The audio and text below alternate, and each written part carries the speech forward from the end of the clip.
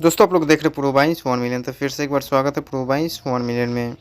तो दोस्तों आप सब बताते हैं कि फाइनली पवन पांडे जी ने एक बार फिर से लाइव आकर के बता दिए हैं कि साइलाल यादव के साथ में एक नया हलचल शुरू होने जा रहा है और शांत रहने का कोई नाम नहीं ले रहे हैं और डोली में गोली मार दें 3 और नहीं आएगा तो उसके बाद में कुछ दिनों के बाद में शांत बैठे थे पवन पांडे जी, लेकिन एक और फिर से सिलेक्शन हो चुका है गाने का।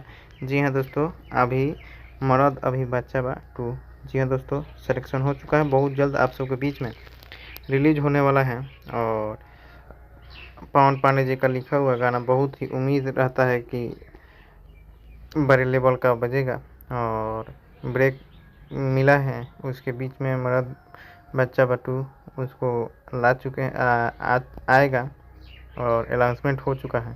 और खेसारी लाल यादव शूटिंग चल रहा है मुंबई में बड़े लेवल का। बाकी अगली वीडियो में मिलेंगे।